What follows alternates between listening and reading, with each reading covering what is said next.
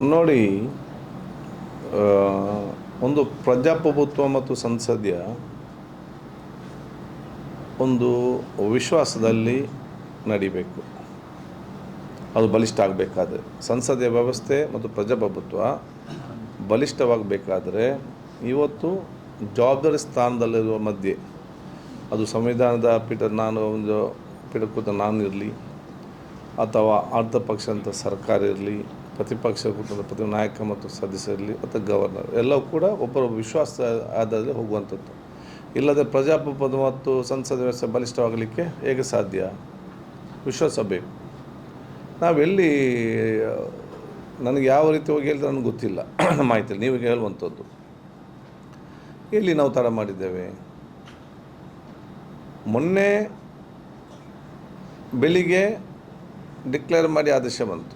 ಮೊನ್ನೆ ನಾನು ಬೆಂಗಳೂರು ಕಚೇರಿಯಲ್ಲಿದ್ದೆ, ಯಾರು ಕೂಡ ಭೇಟಿಯಾಗಿರಲಿಲ್ಲ. ನಿನ್ನೆ ಬೆಳಿಗ್ಗೆ ಬಂದು 11 ಗಂಟೆಗೆ ಬಂದು ಅಪ್ಲಿಕೇಶನ್ ಅರ್ಜಿ ಕೊಟ್ಟಿದ್ದಾರೆ. 11 ಗಂಟೆಗೆ ಟೈಮ್ ಬೇಕಂತ ಹೇಳಿ ನಾವು ಕೂಡ ನೋಡಿ, ಒಂದು ಈ ವಿಚಾರ ಬಂದಾಗ ನಾವು ಕೂಡ ಅಭಿಪ್ರಾಯ ನಮ್ಮ ನಿಯಮಾವಳಿ ಪ್ರಕಾರ ನಾವು ತಗೊಳ್ಬೇಕು. ಇದೊಂದು ಟೆಕ್ನಿಕಲ್ ವಿಚಾರಗಳು.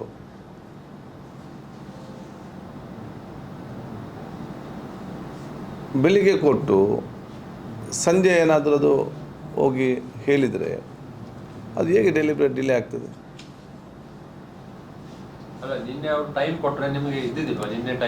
ಅಲ್ಲ, ನಾನು ಕೊಡಬೇಕಲ್ಲ. ಅವ್ರಿಗೆ ನಮಗೆ ನೋಡಿ, ಯಾರಿಗಿದ್ರು ಶಾಸಕರು ಕೇಳುವಂಥದ್ದು, ನಮಗೆ ಒಂದು ಟೈಮ್ ಕೊಡಿ ಅಂತ ಕೇಳಿದ್ದಾರೆ. ಅದು ನಮ್ಮ ಟೈಮ್ ನಾವು ಕಂಡಿದ್ದ ಸಂವಿಧಾನ ಮತ್ತು ನಮ್ಮ ಸಂವಿಧಾನ ಮತ್ತು ಕಾನೂನು ಅಡಿಯಲ್ಲಿ ನಾವು ಕೊಡಲೇಬೇಕು. ಕೊಡದಿರ್ಲಿಕ್ಕೆ ಆಗ್ತದಾ? ಕೊಡಲೇಬೇಕಲ್ಲ. ಸೊ ಸಂವಿಧಾನ ಮತ್ತು ನಿಯಮ ಅಡಿಯಲ್ಲಿ ಏನು ಕೊಡಬೇಕಾ ಅದೆಲ್ಲೂ ಕೊಡ್ತೇವೆ. ಆತುರತೆ ಮತ್ತು ಸಂಶಯ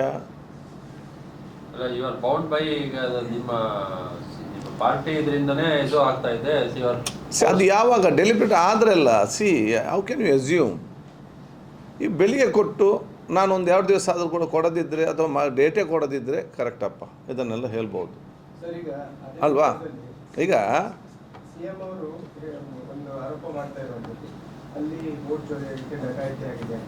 ಅದು ನನಗೆ ಸಂಬಂಧಪಟ್ಟಂಥ ವಿಚಾರ ಅಲ್ಲ. ಅದು ಸರ್ಕಾರ ಇದೆ, ಪ್ರತಿಪಕ್ಷ ಇದೆ, ಗೆದ್ದಂಥ ಅಭ್ಯರ್ಥಿ ಇದ್ದಾರೆ, ಸೋತಂಥ ಅಭ್ಯರ್ಥಿಯಲ್ಲಿ ಕೋರ್ಟ್ ಇದೆ. ಅದು ಅವ್ರಿಗೆ ಬಿಟ್ಟಂಥ ವಿಚಾರ. ನನಗೆ ಸಂವಿಧಾನ ಮತ್ತು ವ್ಯವಸ್ಥೆಯಲ್ಲಿ ನಿಯಮಕ್ಕನುಗುಣವಾಗಿ ನಾನು ನನ್ನ ಜವಾಬ್ದಾರಿನ ನಿರ್ವಹಿಸಬೇಕು. ಆದರೆ ಅದರಲ್ಲಿ ಆತುರತೆ ಮತ್ತು ಸಂಶಯ, ವಿಶ್ವಾಸ ಇಲ್ಲದ ರೀತಿಯ ಸಂಶಯ ಇದೆಲ್ಲವೂ ಕೂಡ ಒಂದು ಸಂಸದೀಯ ಮತ್ತು ವ್ಯವಸ್ಥೆಗೆ ಸರಿಯಲ್ಲ. ಜನರಿಗೆ ಅದರದ್ದು ಸಂವಿಧಾನ ಪೀಠದ ಒಂದು ಸಂಶಯ, ಒಂದು ಚರ್ಚೆ ಮಾಡೋ ರೀತಿಯಲ್ಲಿ ಅವಕಾಶ ಮಾಡಿ ಕೊಡಬಾರ್ದು. ಅದಕ್ಕೆ ನನಗೂ ಕೂಡ ಇಷ್ಟ ಇಲ್ಲ. ನಾನು ಕೂಡ ಆದಷ್ಟು ಬೇಗ ಅವ್ರಿಗೆ ಏನು ಅವರ ಪ್ರತಿನಿಧಿ ಅದ ಅದನ್ನು ಕೂಡ ಮಾಡಿ ಕೊಡ್ತೇನೆ. ಆ ಸಂದರ್ಭ ಹೌದು, ನಾನು ಮಾಹಿತಿ ಕೊಡ್ತೇನೆ ಅವರಿಗೆ. ಯಾವುದು ಇಲ್ಲ, ಗವರ್ನರ್ ಫೋನಲ್ಲಿ ಮಾತಾಡಿದರು, ಅವ್ರ ವಿಷಯ ಹೇಳಿದ್ದೇನೆ. ಮತ್ತು ಅವರಿಗೆ ನೋಡಿ, ಗವರ್ನರ್ ವಿಚಾರದಲ್ಲಿ ಅವ್ರದ್ದೇನು ತಪ್ಪಿಲ್ಲ. ಯಾಕೆಂದರೆ ಗವರ್ನರ್ಗೆ ಇವರೇನು ಹೋಗಿ ಹೇಳ್ತಾರೆ, ಅದು ಅನುಗುಣವಾಗಿ ಅವರು ಕೇಳ್ತಾರೆ ಅಷ್ಟೇ. ಹೇಳಿದ್ದೇನೆ ಇದರಲ್ಲಿ it is an discussion between it's a good discussion ಅಷ್ಟೇ. ಬೇರೆ ಒಬ್ಬರಿಗೊಬ್ಬರು ಅದು ಡಿಸ್ಕಷನ್ ಮಾಡುವಂಥ ವಿಚಾರ. ಸೊ ಅವರ ಆದಷ್ಟು ಬೇಗನೆ ಅದನ್ನು ಕೊಡ್ತೇನೆ. ಬ್ಯಾಂಗ್ಳೂರು ಮುಟ್ಟಿದ ತಕ್ಷಣದಲ್ಲಿ ಯಾವುದೇ ರೀತಿಯ ಡಿಲೇ ಆಗಲಿಲ್ಲ. ಡಿಲೇ ಮಾಡೋ ಉದ್ದೇಶ ಕೂಡ ಇಲ್ಲ. ಸಂವಿಧಾನಕ್ಕೆ ಮತ್ತು ನಿಯಮಕ್ಕೆ ಅನುಗುಣವಾಗಿ ನನ್ನ ಕೆಲಸ ನಿರ್ವಹಿಸ್ತೇನೆ.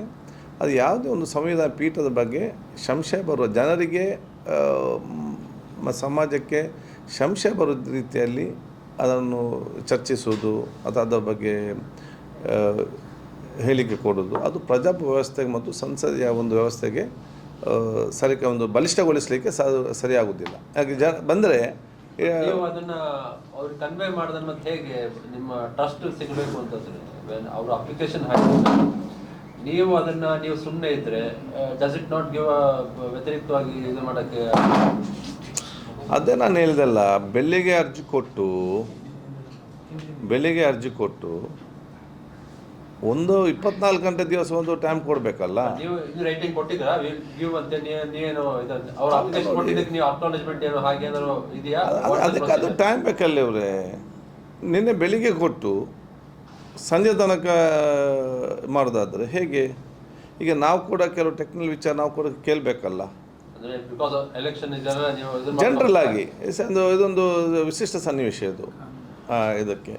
So at least you to take an suggestions ಅಲ್ಲ, ಏನಂತೇಳಿ ಲೀಗಲ್ ಆಸ್ಪೆಕ್ಟ್ಸ್ ಎಲ್ಲ ನೋಡ್ಕೊಂಡು ಯಾವ ರೀತಿ ಏನು ಇದಕ್ಕೆ. ಫಾರ್ ಎಕ್ಸಾಂಪಲ್ ಈಗ ನಾನು ಒತ್ತು ಕೊಟ್ಟೆ ಇದರಲ್ಲಿ, ನಾಳೆ ಇವರು ಫಸ್ಟಿಗೆ ಅವರು ಗೆದ್ದಿದ್ರು, ಅವರಿಗೆ ಒತ್ತು ಕೊಟ್ಟರು, ಇವರಿಗೆ ಕೋರ್ಟಿಗೆ ಹೋದರು, ಇವರಿಂದ ಘೋಷಣೆ ಆಯಿತು, ಇವರಿಗೆ ಒತ್ತು ಕೊಟ್ಟರು.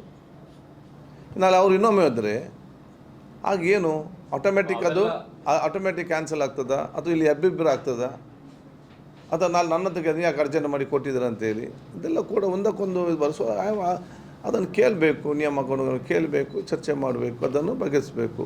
ಆ ಅದೇನಿದೆ ಬದ್ಧ ಎಲೆಕ್ಷನ್ ಕಮಿಟಿ ಆದಂತ ಕೊಡಲೇಬೇಕಲ್ಲ. ಅವ್ರು ಕೊಟ್ಟ ನಂತರ ಕೊಡಲೇಬೇಕು.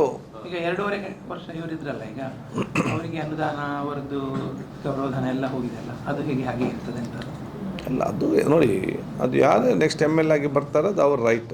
ಅದು ಇಂಡಿವಿಜುವಲ್ ಹೆಸರೇ ಕೊಡೋದಲ್ಲ, ಅದು ಆ ಕ್ಷೇತ್ರದ MLA ಅಂತ ಕೊಡೋದು, ಇದರಲ್ಲಿ ಜನಪ್ರತಿನಿಧಿ ಅಂತ ಹೇಳಿಕೊಂಡು. ಎಲ್ಲಿ ಹೀಗೆ ಬಂದರೆ ಹೀಗಾದರೆ ಅಲ್ಲ, ಈ ಸಿಚುವೇಶನ್ ಬಂದರೆ it is the situation. Election declare ಆಗಿದೆ. ಅಲ್ಟಿಮೇಟ್ಲಿ ನಾವು ಇದನ್ನೆಲ್ಲ ಬದಿಗಿಟ್ಟು ಆಲ್ಬೇಕಾದ್ರೆ